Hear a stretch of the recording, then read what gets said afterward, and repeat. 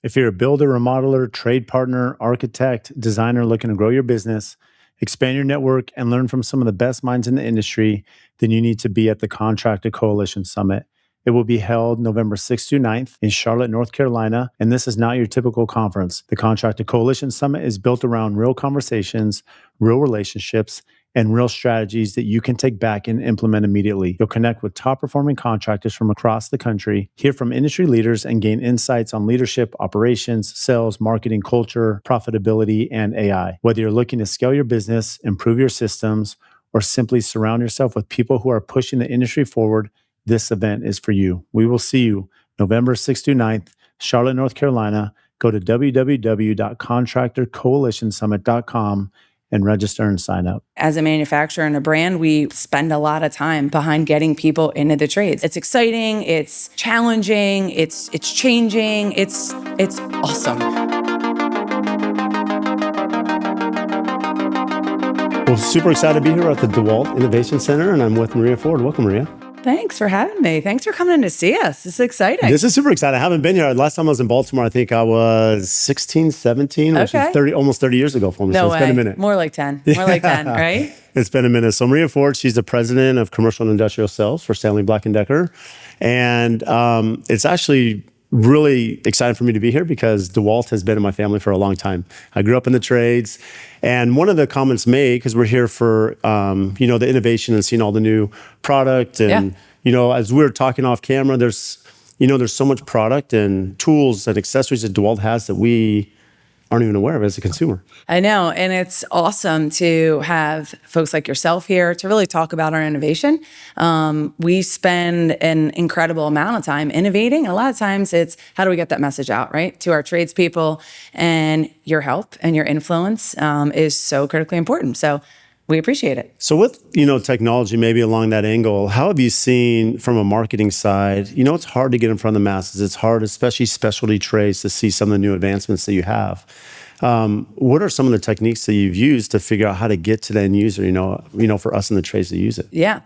I think first and foremost, and tried and true, right, to the DeWalt brand has always been belly to belly. We call it belly to belly. We meet our users wherever they are, whether it's on residential job sites, whether it's on commercial job sites, whether it's in prefabrication facilities now, we meet them where they are. Always will be part of our fabric and so important. But as we all know, there's digital technology now and so many different ways to communicate to the users that we've adopted a lot of that too. And I think this big event today is one of those ways in how we get in front of our users. Another really, really big important thing that we'll probably talk a lot about is getting people from the first time they pick up their tools, right? You mentioned DeWalt was in your family and that's the brand you knew. So really ensuring that when people come into this industry or they get into building or they get into construction, what is the first tool they use? And we always want it to be DeWalt. And that really sets the foundation for kind of this love for our brand.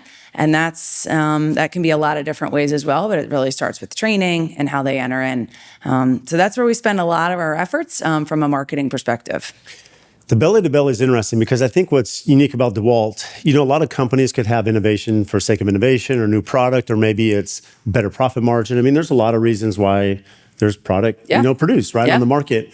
And I think what's unique about DeWalt's philosophy is you're creating product that is actually helping make us more efficient, right, in the field, and things that we're actually using. And that, I would imagine that belly to belly, as you mentioned, is how you're figuring out what we need, what are our problems, what are costing us so much time, which time is money. We don't have a ton of people in the trades. Like, how can we expedite it for, the shortage of manpower that's out there? Absolutely. I mean, our product teams, our engineering teams, our sales teams, our marketing teams, when we are with our customers, we're watching them work a lot of the times. And we're observing, right? Where are their frustration points? Where are they losing time? How does safety play into it? So you'll hear us use the term, and probably did over the past couple of days, productivity, safety, profitability. Those are the three things that we want to solve for anytime we innovate. We don't want to launch me-too products. We want to launch tools that solve those three things.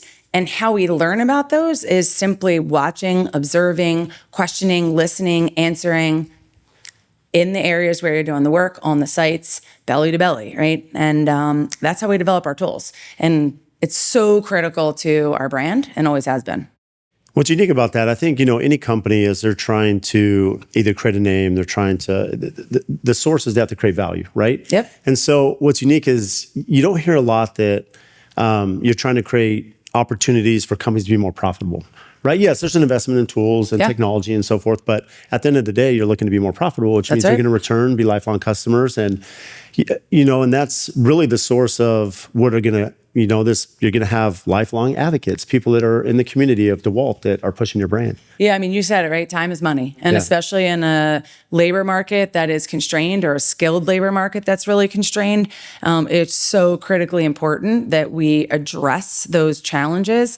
And then safety plays into it too, right? We can develop incredible tools, but if they're not inherently safe, and you have unskilled labor using those tools, or even skilled labor new to the trades, the safety part is the absolute non-negotiable, right? It comes actually before anything that we innovate. We make sure that our tools are inherently safe, because of, again, that time equals profitability is so important to any size contractor, small, medium, or large, as we think about developing our tools.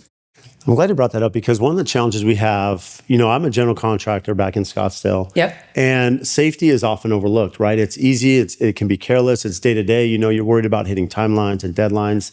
Our trades are doing the same thing. And it's really easy to forget to put on their safety harness. It's easy to maybe not have the guard, on their side, like little things.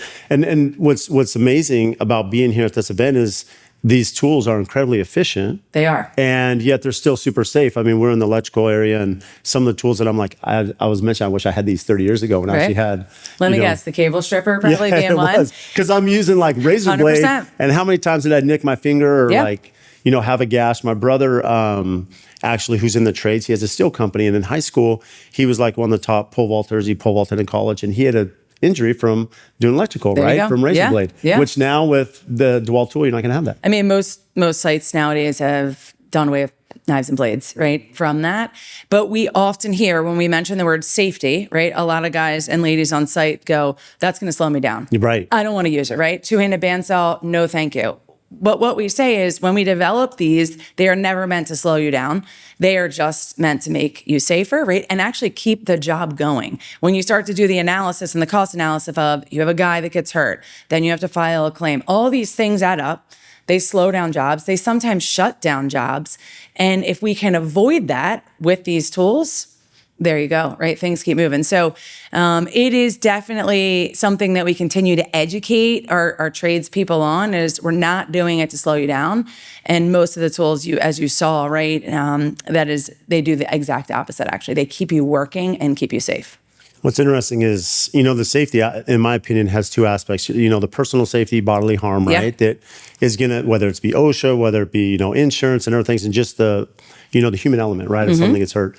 But also from a safety aspect, for example, we're looking at, in the past, you'd have to, sweat copper, as you're working through the copper, where, they were showing us the tools that DeWalt has, where now you're crimping that. And so I was on a project, I mean, this is years ago, but the plumbers are in there and they're, doing the plumbing, and start a fire in the house, and now the neighborhood's on fire, and before the fire department can get there. And you think about just the destruction and insurance and time lost and all these different elements that, this comes into, bottom line, to your point, to profitability and value that you're bringing us, the customer. And I think we look at ways to actually even change the application that people are doing, right? There's obviously a big push right now. We talked a little bit about bandsaws. That's the number one tool that I believe we see, instances and issues on job sites. And there probably will be a time that you don't see bandsaws on job sites anymore. And there's a different way to cut the materials that a bandsaw cuts. We want to stay ahead of that curve, and we want to lead the industry with some of those solutions under the DeWalt brand. I love that, because that's really goes back to the earlier point about like legacy and, DeWalt being a part of, our family or culture. I was speaking, Kyle Stumpenhorst with our buildings, who's here. He's a good friend of mine. We kind of started Instagram at the same time.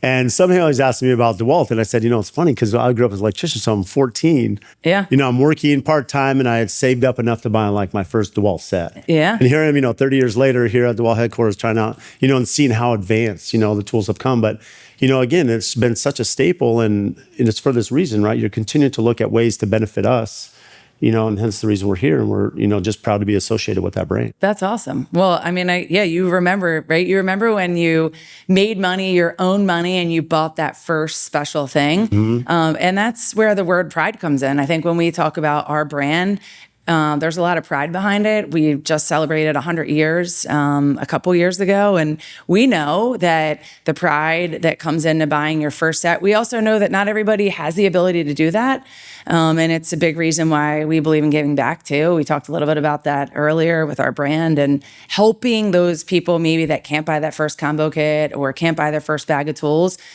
We believe in helping them do that. It's a big part of our why and our story behind our brand too. The younger generation that is coming into the trades, it's probably our biggest opportunity to promote our brand is through social media. We hear it all the time. Oh, how did you learn about that? I saw it on social media. I saw it. I talked to my foreman. We tried it. So we are leveraging social media and obviously influencers like yourself, really truly to push our innovation because we want to win the hearts and minds of the younger generation or the younger folks getting into the trades. And that's one of the biggest ways to do it. And I can tell you we're super grateful because being in my position where I'm working with trade partners on every project, I mean, we're doing projects that range from, 5,000 to 35,000 square feet. I mean, these are massive endeavors. We know the workforce has been challenged in a lot of ways because there was a push for our whole generation. You have to go to college. It's the only avenue. Gotta go to college. I still remember people give me a hard time because I was going to construction, because it was just thought of like you go to construction because you can't do school. Yeah. Right. And we've seen how this whole wave of technology and kind of, I don't want to say rebranding, but people understanding the value, right, of being in the trades. And I'm seeing a lot, even here at this event, we have a ton of the younger generation. Yep. At lunch before this, I was talking with a few of them and just, one of the gentlemen was 20 years old. It's awesome. Just in mechanical and pushing and like so excited to be here. And again, why? Because he was on social media and Instagram and saw DeWalt stuff and said, I want to be part of this. It's a huge movement, obviously, in the industry. And I think that the message is, and we play a big part in it. As a manufacturer and a brand, we spend a lot of time behind getting people into the trades. And I think, you'll hear a lot of the industry say is you don't have to choose both anymore. Before it was you have to choose a path. Yeah. Now you can do both. You can get into the trades and you can also, in some cases, earn credits towards college, right? Yeah. Some of the big trades help do that. So that's awesome to see. And I think the industry's done a really good job educating our educators, our parents to say, this isn't the only path, right? There are incredible paths on both sides. I love it. I am so passionate about it. I often will tell people if I had to do it all over again, I would have taken my path. I loved my collegiate experience. I would have gotten into the trades right after college. There's no doubt. It's exciting. It's challenging. It's changing. It's awesome. And I speak to so many young students and parents, and I constantly, hey, have you thought about the trades for your kids? Is it an option? Are they inclined to do it? And when they say, yes, they are, or I don't know the path, we jump on it, right? It's a great conversation to have with people. And it's really cool to see people get into it and see them take off on their journey. And it's amazing because there's so many different avenues to go through. And it's the same thing. I mean, we're pushing that so hard I see some of my nieces and nephews get into the trades and the opportunity. I'm like you, it's, I was fortunate with my path. I did construction management in college and I went kind of the GC route. But I grew up in the trades. Like I have so much respect for the trades. And even now they're just endless opportunity. There's so many there's different trades, there's different paths, there's different pieces of the trades. It's not always, just on a job site. It's in facility. I mean, there's a million R&D, different. It's incredible. Engineering. So it's cool to be a part of. And I think we're in a unique time in our industry. And it's really, really fun to be behind and have a company in Stanley Black Decker that's incredibly behind it as well. So let's speak about that. Stanley Black Decker. Okay, so one of the comments made this morning, they had going back to innovation. That, every year, 20% innovation. Yep. And to me, I'm just thinking like you're already solving so many issues. And, how do you, with a company of this size, with the reach this big, how are you able to have continual innovation, right? It's easy to become complacent, right? Like you have a great brand, it's done really well, people are familiar with it, but to continue to like push that envelope and lead the charge like that, takes a lot of people willing to do that are ambitious. It does. And I think, first of all, it takes our leadership team to commit to it, right? We have an incredible commitment from our leadership team, our CEO, all the way through our executive team. We've been committed and focused on it. So that's kind of core to what we do. And I think you always have to develop the core products, but you also have to have a team that's looking forward, 5, 6, 7 years out, thinking disruptive, right? What are the new technologies coming? How is construction going to change? It's changing rapidly. Obviously, in the commercial space, the data center stuff is changing how we construct and build, and technology, AI is coming into play. So we have a group that's all they do, right? They sit and think 5, 7 years out. How are we going to continue to innovate as things change? So really, it's two major separate entities when we think about product development and thinking short-term, mid-term, and then very, very long-term innovation. So I have to be careful because I was able to see, I had to leave my phone behind. Yeah. And so I saw a future product coming out from DeWalt. So you saw some of what I'm talking about. I did see some of it. And then you probably didn't even see half of it. No, I probably didn't see half. I only saw part of it. But, what was interesting about that, going into that room and just seeing, you're looking at innovation from all aspects. Right. Not just the end user tool, but there's, without getting away, because we can until DeWalt's ready to do that.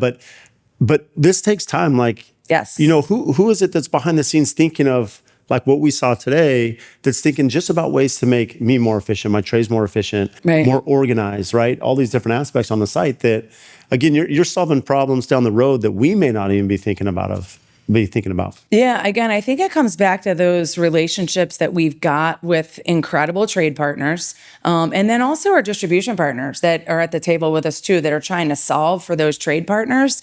And it's a lot of work and a lot of time with them over years, right? Over years. We have relationships with these trade partners, both, again, small, medium, large, for many, many years, that they continue to push us and innovate. Our distributor partners also continue to help us push and develop that innovation too. So a lot of this stuff, I go back to, I think about tethered tools, for example. Big deal in the industry right now, and will continue to be.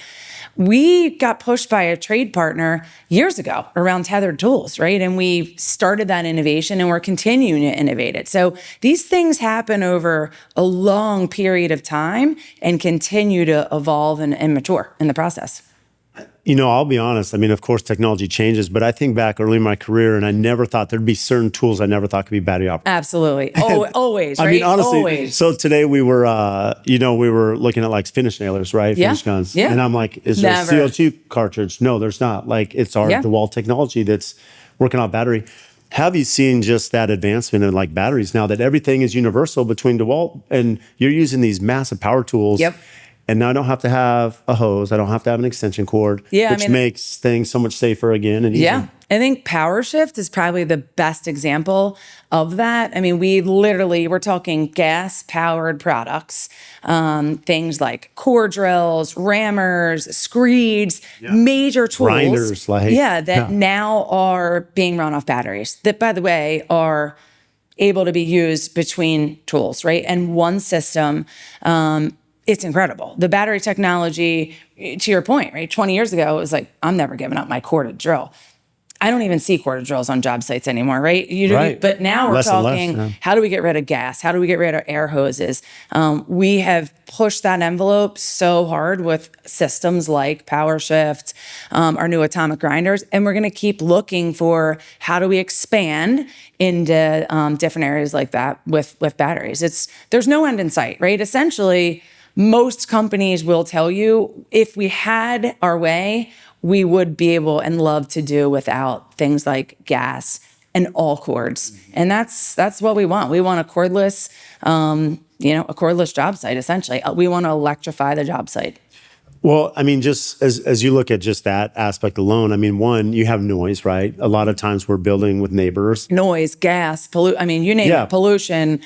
Think about all these data centers right now. Right. They're under a ton of pressure to think about sustainability, right? How does that play into everything? We are constantly having to answer the call of duty around what are we doing for sustainability, and things like PowerShift, we're able to come back and say, we are helping reduce, CO2 and all these different things that a lot of these big, clients and owners have to answer questions to as they're going into these markets and they're facing a lot of pressure to continue to build.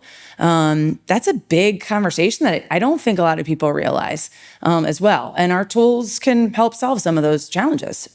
Yeah, it's interesting. I mean, I grew up in California, of course I'm in Arizona now. Yeah, and I know in California specifically, in some of these for new permits, you have to have a fuel study, a feasibility done. I mean, there's cost to that. How much fuel consumption?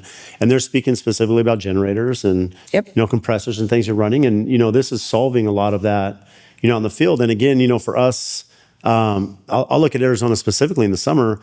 We're starting early. It's so hot. Oh yeah, like 3, 5 4 in the morning. Yeah, some of the HOAs won't let us get out there that early, but once we can, it's great. But if you're having cordless, battery, it's a lot quieter and the neighbors don't get us upset. Yeah, I mean, I've seen even here, there's some big areas when you think about like the noise, cancellation and moving to battery. We've got some mandates, probably not as aggressive as California, but it's definitely becoming a continuous, I would say, a continuous piece. How is, you mentioned AI, robotics and AI. How do you see that influencing either us in the field or even at the same token, from DeWalt and what, Black & Decker, what they're thinking from their side? Were you able to see Dale, the downward drilling robot? No, not yet. Okay, awesome. Well, hopefully you guys, I know you'll get a chance to see it while you're here. I would say that's, for us, from a robotics perspective, it's been one of the biggest introductions that we've had. And it's all about efficiency, productivity, time, and labor savings. And I think the key, when we talk about robotics, everyone says, hey, or AI, it's going to take away my job or it's going to take away somebody else's job. I think what most companies would tell you is it's going to allow us to go have people do something that is maybe more technical or maybe more skill required. This robot drills holes, and it drills hundreds of thousands of holes on data centers. And if I can take that away from you and I can redeploy you to go do something more technical or more skilled, that's a win. That's a huge win. And I would say advances like that on the robotics side are big. We launched that about a year ago, formally into the market here this past January, and it's been a huge hit. It's been a big deal for us. From an AI perspective, my gosh, I could start with my own team. I could start with what we're seeing in terms of by companies using it for procurement methods. In our conversations with our distributor partners, we're seeing our customers, our end users use AI, even if it's as basic as just starting to think about how do we manage data? How do we manage all of our inventory, standardization? There's so many things. I think we're just at the tip of the spear in terms of how AI comes to life. We also know that it's starting to come into a lot of the training schools. We're getting a lot of questions from training schools to say, hey, we want to start talking about it as we train our new apprentices. What is it? What are the basics of it? How can they even just use it in their day-to-day daily communications? How can they use it to mine data, contracts? So that's awesome to see. And again, I think it's just the beginning of where the industry is going to go and in terms of how they use it. The redeployment is interesting because I've never in my whole career had someone say, I have enough people. Like, right? I have enough trades. Yeah, exactly. My plumber's like, I got enough in the field. Like, that's a conversation never had, right? I know. And so the more efficiency we do have, it does allow to solve some of these scope gaps because one thing that's been really challenging, I think most builders and trades would agree, is, these durations keep being pushed longer, build times are longer, which means what? Frustration on the client, costs, right? Inefficiencies. And again, going back to value. So the more that you can solve from some of this AI technology, we're a long ways from having robots install tile and frame a house. But there's elements that can save time that allow us now with the limited resources we have to be more efficient. Yeah, and I think you'll see some of that stuff come into what we, kind of call this whole prefabrication and thinking about how do we pre-build, whether it's residential prefabrication or commercial prefabrication, how do we pre-build some of these bigger structures and then allow our skilled labor to install it and perfect it out on site? I think you might see some of that robotic stuff come to work in those areas versus, to your point, a guy, cutting tile or hanging stuff on a site. I don't think we're there yet. I imagine there'll come a time when they maybe become more present on sites, but I think we're still a ways away. Yeah, putting together a chandelier with 1,000 pieces. I don't think so. But the penalization is interesting because I don't hear it as much now. But early in my career as a GC, there was this guard of knowledge, whatever it was, where think like roof trusses. Yeah. You'd have the generation, no, we stick frame, we do it on the field, that's how we do it. And now you see the panelization in these truss plants, and that's how we do it. Everything's engineered, comes out, it's all laid out. And this really kind of turned me years ago when I saw, they're doing this in Europe, and I know we're trying to do this here, but we're doing some really complicated custom homes, but you can still do panelization, and you can still expedite instead of the old fashioned, let me deliver all this material. Right. Sit out in the elements for 3 months instead of having some of these efficiencies. Well, and then you're probably able to then go in and do the really cool creative stuff inside. Right. Once and the residential side of construction led that, right? That happened in residential quite some time ago. I think the commercial and industrial space is now moving into that. When you think about a lot of the prefabrication work that's happening, it's the same thing, right? Like, let's get everything that we can potentially prefab out of the way and do it. And then we'll get in and do all the intricacies either inside the building. But it's definitely a very, very big trend right now that the industry's seeing across all the trades. Is there a trade specifically that you feel, is looking for more advancement in tools? You're very advanced. Is it plumbing? Is it mechanical? Is it trim carpentry? Where are you seeing the loudest voice in innovation? I think it feels like in the electrical trades right now and the mechanical and plumbing. And I think a lot of that is due to what we're seeing in the data center space and the speed that they need to move and build these data centers is incredible, right? The entire supply chain and ecosystem around a data center is being stressed in a good way to figure out we have to move faster. How do we all do it? And the main trades inside of it, truthfully inside of a data center are the electrical trades, the mechanical trades, and how do we do that faster? So they are requiring of us as a brand, give us innovation, right? Give us ways to move faster with safety at the core of everything we do, but productivity right there. And that's where we're leaning in and have been leaning in heavily as a brand is into those spaces and thinking about how do we innovate fast. It makes sense because one of my peers who I'm good friends with, he works for a large commercial contractor and they're doing a big data center. It's a 7-year project down in Phoenix. Yep. 3,000 electricians on site. It's insane. It's insane. The number, and it's not like you just have 3,000 electricians.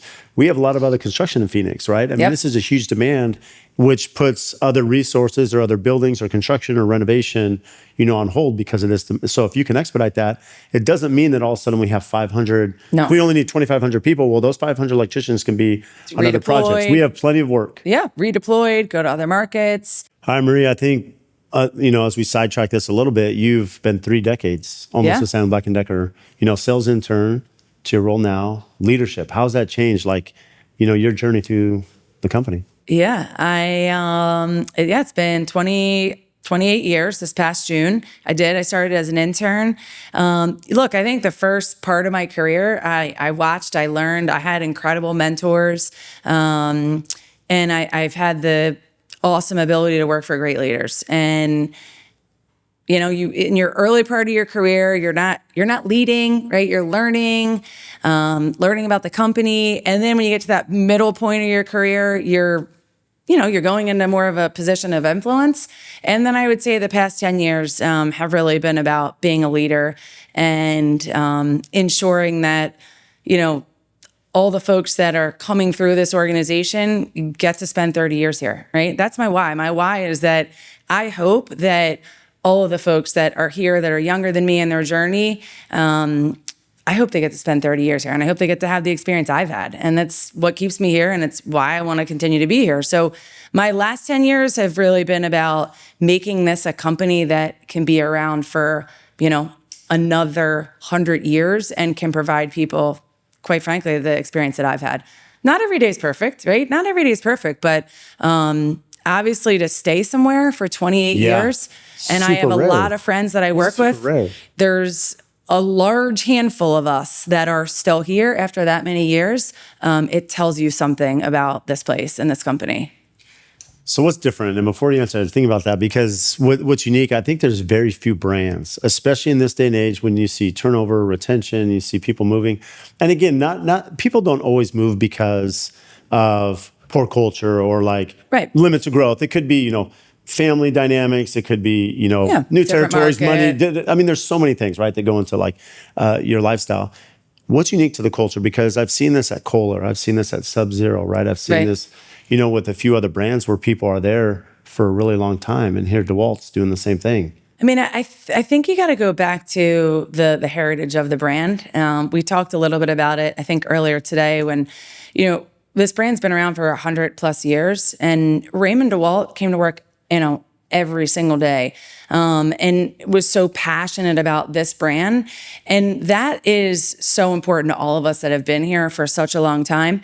I think when you think about Black & Decker as a brand, right? Although not in my space specifically, incredible brand, incredible heritage here, obviously in Maryland. But at the end of the day, it also comes back to the people. As you and I were talking and you were like, it's so unique, 28 people. I can count, 8 people on my team actually that I manage on my direct team that have been here 28 years and then some. That's amazing. And that's incredible, right? And I know for me that when I go to work every day, I've got the best people in the industry with me, beside me, behind me, fighting with me. I don't think a lot of people can say that. It's a pretty special, unique place because of that. And when we have customers in and we have users in and distributors in, they pick up on it. There's something really special about our culture, and there always has been. And that's why I'm here, right? It's truly why I'm here. It's the people and it's the brands. It's the brands that we get to represent. And they say also, of course, you need good culture, and there's a lot of elements that lead to good culture. But another thing is you believe in the brand, right? You believe in the brand. You believe in the end goal, and which we discussed for the first 30 minutes here. And you can see your passion when I came in this morning, first time here at headquarters, and the amount of people and the excitement. Like it just feels different, right? Than other venues I've been to. Yeah. It's, I mean, look, at the end of the day, you want to be on the number one team and you want to sell the best brand, and that's what we get to do. And we're fortunate and lucky. And I think a lot of us that have spent, I've been here more than half my wife, right? That's it. I thought about that this morning. Like more than half my life. I joked, I've worn this, color for 28 years. You got to love it to do it. And I think all of us that have been here would say that that's why we're here, right? So what does leadership look like? I think you touched on this just briefly, though. And you said, part of leadership for me is inspiring others to be here, through the long term like you. Yeah. Which I think is unique. I don't think a lot of people have that perspective, being a manager or leader. And also you said that you had great leaders early on. One of the phrases that I learned early in my career was, chase experience, not money. Yeah. And essentially it's chase good leadership, because that can propel you. The money and opportunity will come, if you have good leadership, if you're, you have good mentors around you. Absolutely. I go back to the reason I came here, and I tell this story a lot, but it's important is, I followed one of my friends out of college. She was one of the best mentors and best leaders that I had been around, and I played lacrosse with her, and she's still here to this day, and I still look up to her, and she's still a mentor to me. And I still, follow in her footsteps. And I think, being a leader is, although it seems glamorous, it's hard, right? It's hard. You have to be on all the time. If you're a good leader, you have to recognize that people are watching you. They are judging you sometimes. Always. Always, yeah. Right? Yeah. They will mimic your behaviors, right? So there's so many dynamics to it, and we're all human. Like I have days where it's not great. And, but it motivates me to know that I gotta be great. I gotta be as great as I can, because I've got, in this case, a lot of people here internally, a lot of people in the field looking up to me, right? When things are tough and challenging, they're waiting to see how I'm gonna respond. They wanna see my response because they're gonna follow my vibe, right? And how I feel about it. And then they're gonna go charge the hill with me. I would imagine, you personally as well, you've been through recessions, you've seen supply chain. We've both been through that for many years. You've seen AI now throwing COVID, a wrench in things, COVID, pandemic. What do you feel has been the hardest leadership, challenge through any of those times? Yeah, I would say during the pandemic and COVID, I literally stepped into this job 1 month later. Everything went, haywire, right? I stepped in December, and that March, everything went crazy. And, was leading people who were also going through a lot, whether it was people who were trying to get their kids in school. There were so many dynamics as a new leader of a large business at that time too, figuring out, okay, how do I do this? I had a large group of people actually that were also retiring at that time. So I was trying to see them on their next journey, do right by them. It was emotional. There was a ton of emotions. People were mentally struggling, right? And then, oh, by the way, the dynamics of the economy, there were so many things that were taking place during that, that it was a challenge. And I look back on that time and remind myself, like, you got through that, and what is in front of you right now is, it's a little blip in the road, and you're going to get through it, and you're going to get through the next time. But it was really tough, and a lot of it was done. Think about it, at that time, a lot of it was done remotely. Yeah, it was not like I'm a person-to-person type leader where I can sit down, I can coach, I can talk. I couldn't do that as much during this time, so I had to rely on a lot of this virtual communication and connection with even my customers, and it was really challenging. It was really challenging.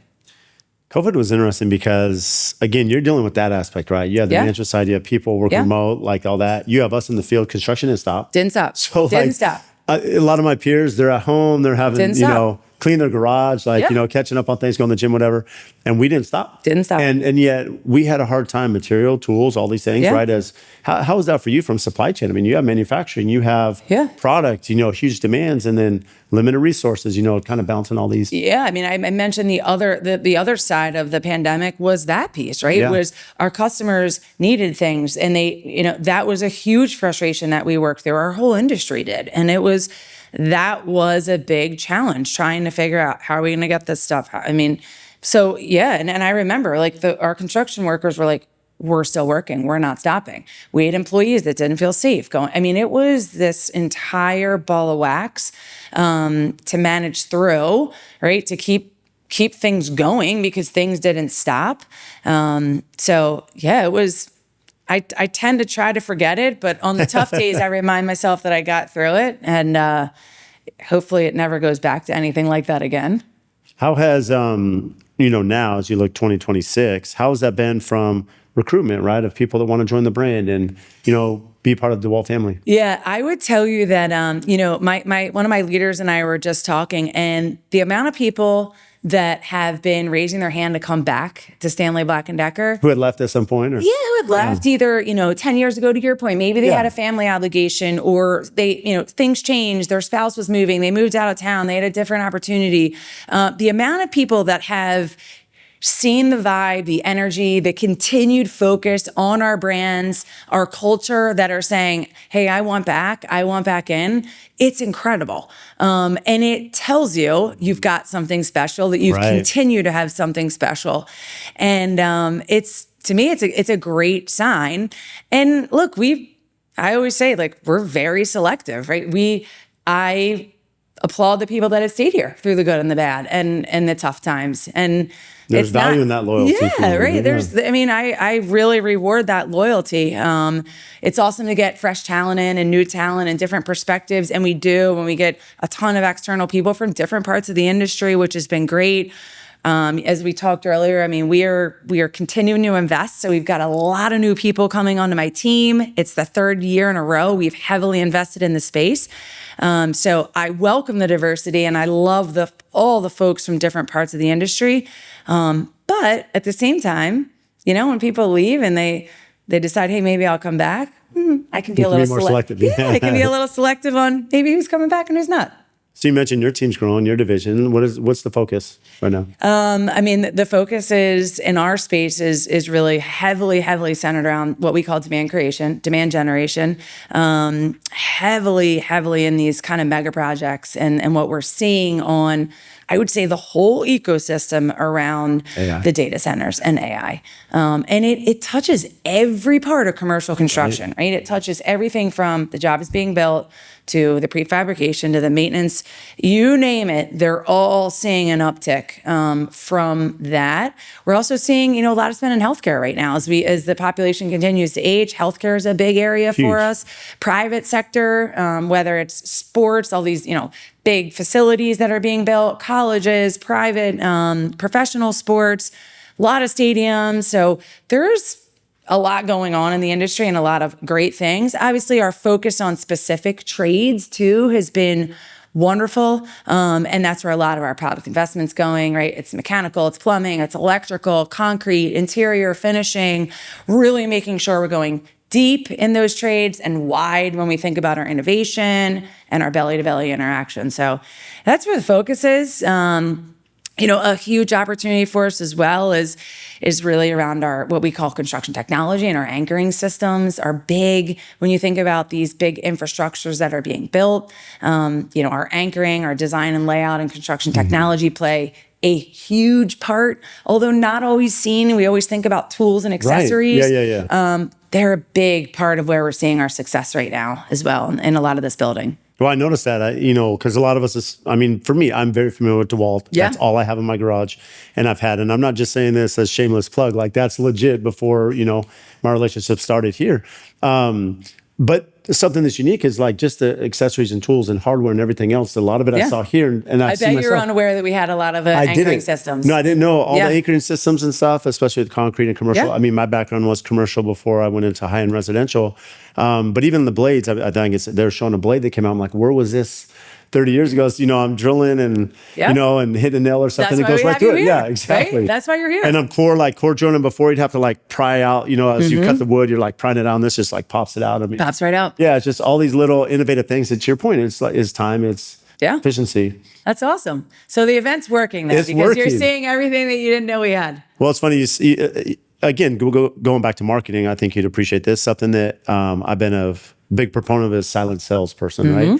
And it's someone that sells your brand not on your payroll. And really, you come here, and someone like me and many others, we're selling the DeWalt brand. Absolutely. Not on your payroll, but we're advocates. It's a community thing. And you've seen where brands do really well with that. Yep. And I think you've done a great job looking at that aspect on people that are using in the field, but also, to your point, you've invested a lot of money into trade school, into the younger generation, which, what are some of the those investments? I know you've invested quite a bit of money into the trades that, inspire this generation to come in. Yeah, we actually, it's a $60 million commitment over a several year period of time. It's called Grow the Trades. And it's exactly as it's stated is we will look at every opportunity we can to continue to get folks into the trades, retain them, train them, keep them, help them, you name it, the entire system we are part of, whether it's provide tools when they start training, whether it's provide the training schools with equipment, with curriculum. We are heavily invested in the entry and the continuation through their journey. Training is a huge piece of what the industry needs right now and is asking for when you think about the unskilled labor that is coming in and going through these incredible training schools. They are asking for our help, right? How can you provide us with either the curriculum or either the content or the tools or the people or the time or on-site training? That's a big piece of a lot of this Grow the Trades funding and how we're interacting in really across all the main trades that I mentioned earlier. We're deeply engaged in a lot of different facets. And it's really, really cool to see. It's cool to see the industry get behind it. It's personally awesome to see Stanley Black Decker's commitment behind it. And it's not stopping. Like we are foot down and continuing to go. So it's pretty awesome. I actually love it because, there's this analogy, right? You kick someone off a pier and hope they swim, right? There's so much of this in the industry. Like you hire someone, go figure it out. And, I was guilty of that, early on in my company.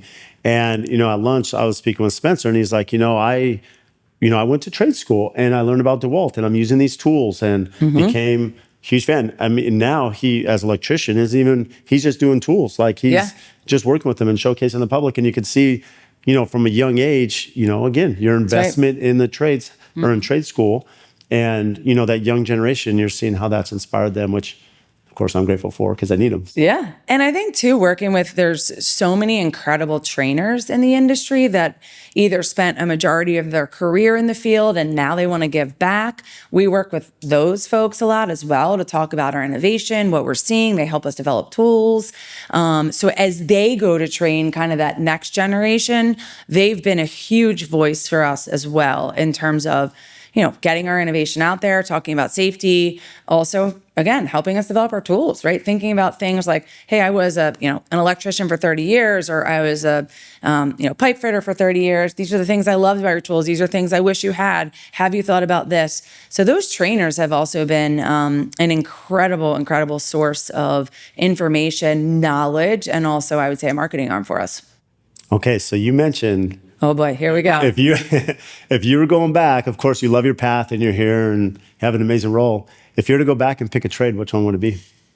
I think I'd be a welder. Really? I think I'd go into welding. And I think why is I like the art behind it. Yeah, there's art. Yeah, I like the art behind it. I think that's what I would do. I'm pretty sure. I've thought about this before as I've toured a million different training centers. I also love the work around sheet metal. I think that's so incredible. Again, kind of that art behind it. I think those are the two I'd lean towards. I love that. It is attractive, like the, welding and stuff and just seeing, but there is an art to your point. Like good welders. Oh, especially, it's incredible. Yeah, and we do, I've seen some great welders on structural steel, stuff that gets buried you never see. And there's some really talented ones. But in a lot of the high-end luxury, ornamental iron, decorative iron. It's beautiful, and isn't how it? good they are, like on some, it's just unreal. It's just, because I've tried to weld, I can't do that. Like it's a craft. It is a craft for sure. And ironically, as obviously I'm a woman, a lot of women get into welding. And I tend to see more women in welding shops. And one of the instructors once explained to me, it's a very fine, detailed procedure. And, women tend to kind of excel in that area. So I'm always like, I could see that. That's where I would set up shop. It's amazing. Yeah. So busy in your role as a company, Yep. like how do you balance all this? Being a parent, being a coach, mentor to others. I always tell people there's no balance. I have seasons of balance. I say this a lot. Like there are seasons that I'm balanced and then there's seasons that I'm not. Some days are absolutely over the top. Some days are calm. It just depends. I try and take it as it comes. I've learned to, as my so insightful 15-year-old daughter said to me one day when I told her I was incredibly stressed, she said, "Mom, be grateful for the fact that you have a job that you love." Yeah, cool. And I was like, damn, truer words haven't been spoken, right? So I try to take it in stride, but I don't balance it. It's hard. It's hard. I try to show up for my kids in every way that I can, and I try to show up for my team and my customers, and Stanley Black Decker, obviously, and myself, probably last. But it's okay. Some days I'm there, and some days I'm like, I wouldn't give myself an A+ today. Yeah. Right? It's tough. There's just a lot of things pulling at you to balance it. It's hard. Yeah. And it's funny you talk about the perspective of your daughter. Because they say 5 years ago, 10 years ago, the problems I'm dealing with today, I would have begged for back then, because it just means you're at this point. Big kids, big problems. Yeah. Right. When you think about as your kids get older and they grow up a little bit, it's real. Those teenage years are tough. Oh yeah. And they need you right there. Yeah. Immediately. So. For you, what do you do for fun? I love to play golf. I stink, but I love it. It's a lot of fun. I play with my kids, which is awesome. It's something I love and I get to do with them. A lot of quality time if you're playing golf with the kids. It is. It's fun and they love it. I love to travel. I do love to cook, although that is typically harder, not a lot of time, but I like to cook on the weekends, and I come from a really awesome family, an extended family, so I do get to spend time with my extended family when I can, and that's pretty much it. I'm pretty simple. I love to work out, kind of keeps me balanced. If there's a balance in there somewhere, that definitely comes in. So you mentioned you had some good mentors early in your career, like best advice you've been given? It's a good one. God, I've gotten so many different pieces of great advice. I think it comes back to, and it's not one sentence, but I think it comes back to like the reward as a leader comes when you watch those around you succeed and rise and grow. And I remember one of my, I would say, oldest mentors kind of explaining that to me. At the time I was young, I didn't get it, but I love nothing more than to see an up-and-comer in their career really cross that threshold into just an incredible place, and know that maybe I had a little bit of a piece in their journey, whether it's a male or a female. I think that that's the best advice I've been given, is sometimes step back and watch those people grow and give them the floor.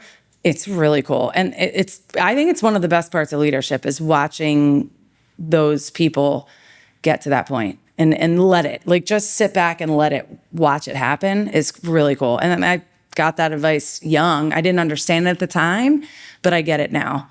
And it's very rewarding, some 30 years later. So piggyback on that, and again, thank you so much for your time. Yeah. How busy you are, Maria. Career advice you give to someone younger. What's the career advice? Whether maybe not specifically on what trade to go into, or they have to go in the trades, but just to advance their career. Maybe as you look back at yours, Yep. What are things that make, as you're hiring and you're looking at this younger generation, what makes them stand out? What helps them advance? Their attributes? Is it work ethic? What are some of the things Yeah. that, that they should try to do? It's such a great question. And I mean, this is just me. Maybe I sound old as I say it, but put aside all the technology, right? Put down your phones, put down your email, don't send the email, just show up in person, be a person, talk to people, engage, show up when people least expect it. They'll usually expect you to send an email. They'll usually expect you to try to call, but go in person, meet people, engage with them, talk to them, learn about them, care about them. It's a game changer. And when I sit in front of a group of 60 people, when we bring in our new hire classes or any of our training events, there's always those couple people that come up to me at the end and they shake my hand, they look me in the eyes, they talk to me, they engage, and I see them again and they do it again. Those are the ones. Those are the people that you remember. They stand out. And they usually bring that to life in their work ethic too. Those are the ones that stand out. I always say to people, I'm like, it's not hard to get ahead of the pack. It's doing the little things. Mm-hmm. And the little things are showing up over and over and over again. And my team, they get tired of me hearing me say that, but it's the truth. And those are the people that I see even here at Stanley Black Decker that have succeeded, that continue to succeed. It's show up when it's really freaking hard to, and it makes a difference, makes a huge difference. It's a consistency. Yeah. I mean, that's a separator, right? For everyone. Absolutely. As we close this, it's funny because at lunch, there's a gentleman, Amir, and he's 20 years old, and he was saying the same thing. He's talking to everyone here, meeting everybody, all these connections and like little nuggets. Like you get these little nuggets just putting yourself out there. Yeah. And some people probably are sitting in the corner not talking to anybody. Right. On their phone. Checking an email, whatever. You know, and you're at this event with all these different people. You're here with DeWalt and executives such as yourself. So awesome. Well, where can our listeners find you, Maria? Well, I am a big LinkedIner. I'm a ton on LinkedIn. Me too. I love LinkedIn, yeah. I'm actually not on any other social media platforms. I was, but I got off them in spirit of helping my kids stay off them. That was my commitment. Yeah. But I'm all over LinkedIn, and I'll give anybody my email. They want to reach out. Obviously, excited to be part of your day today. So well, thanks for having me. And where can we find more about DeWalt? Obviously on all of our social media outlets, everywhere, DeWalt.com, obviously through you, all of our incredible influencers. We got a lot of great stuff going on. Well, thank you, Maria. Thanks.